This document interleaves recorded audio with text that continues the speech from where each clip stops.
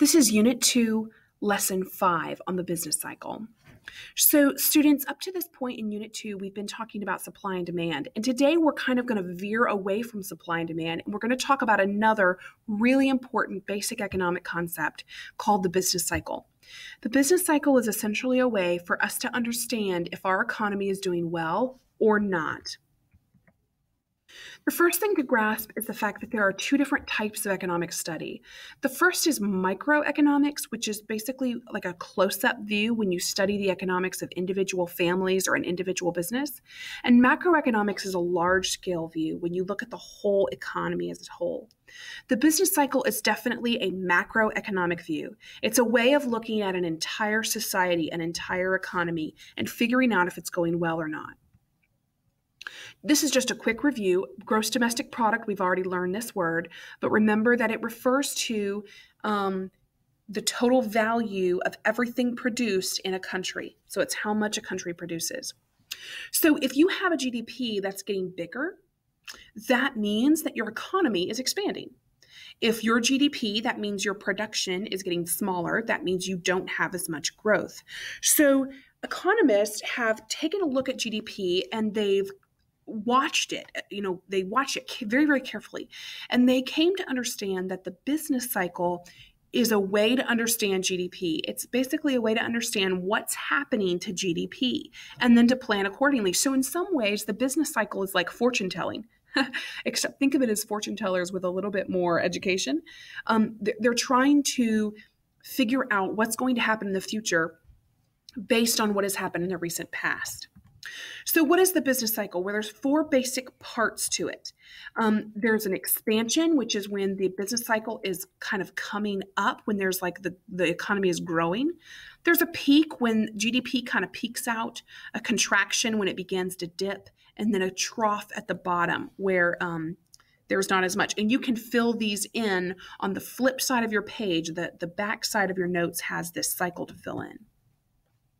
So as you can probably imagine, if you have a period of expansion, if things are going well in your economy, that means that lots of people have jobs and lots of people are making money.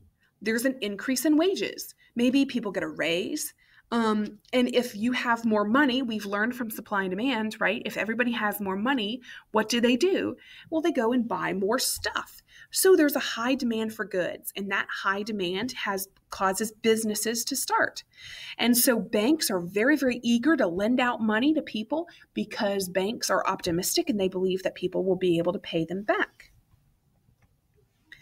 When you hit a peak of the economic cycle, it doesn't mean that everything goes badly.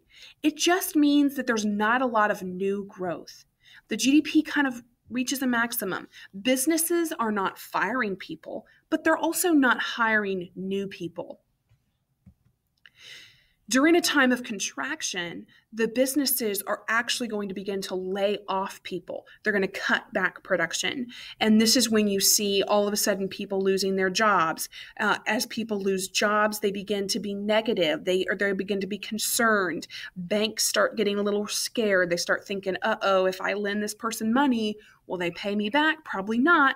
And so banks stop lending money, and there begins to be this kind of full contraction. And then the trough is really when it bottoms out. It has the lowest point. High unemployment, low spending, stock prices drop. Now, normally in an economic cycle, a trough doesn't last very long. It usually lasts, maybe 3 months, 6 months or less, But occasionally there will be these moments where it'll actually be worse than that. Like, for instance, in 1929, when we had the beginning of the Great Depression and the run on Wall Street, you had this kind of terrible moment where this trough, the bottom of the business cycle just continued, like it just kept plunging. We call this a recession or a depression. A recession is when a contraction lasts for longer than 6 months, but no more than a year. A depression is when it lasts more than a year. So that's why we call it the Great Depression. Now, in 2008, we call the 2008 economic recession, that's been called the Great Recession. I think you could argue that it's a depression because it did last a little more than a year, but it was some of the worst effects of the Great Recession in 2008 was about a year. So what is it that makes this business cycle go? Like if you think back from unit 1, we talked about a merry-go-round. What is it that makes that merry-go-round keep moving? Well, there's 4 main things.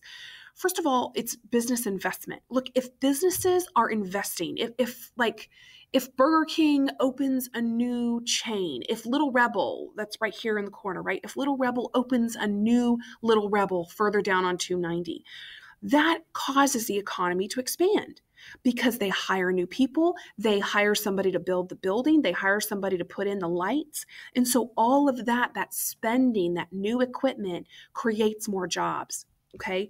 In a contraction, if somebody stopped investing in their business, the opposite is true. It creates less jobs. If the banks lower their interest rates, that means that more people will want to have a loan. Okay, you know what interest is? It's how much you have to pay for a loan. So if it's low, people get happy. When it gets high, people get sad. Okay.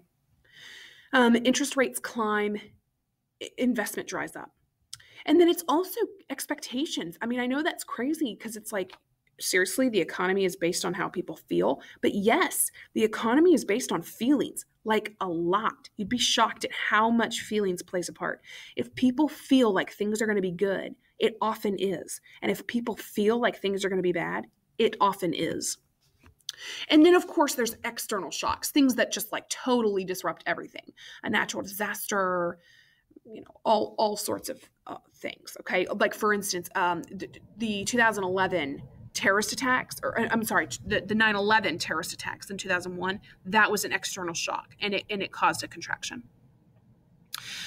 So this video here, and you can watch it using the notes on Google Classroom, is basically Bush talking about the economic collapse in 2008. And we'll watch this as a class, but the reason I show you this is just to express the fact that there have been moments of contraction. This is real. This happened in 2008, and the adults in your life remember this moment. Why should you care? Why should you care about the cycle in the economy? Well, there's a lot of reasons. First of all, if you know that the economy is about to go into a contraction, you better not quit a job. It's better to quit a job or to go into a new job during a period of expansion. If you're going to buy a house, make sure that you're in a time when you feel like very secure in your job. Okay. So what phase of the business cycle? Wages go up, expansion. What phases do they go down? Contraction. Okay. So you can do the quick review on your own using the notes.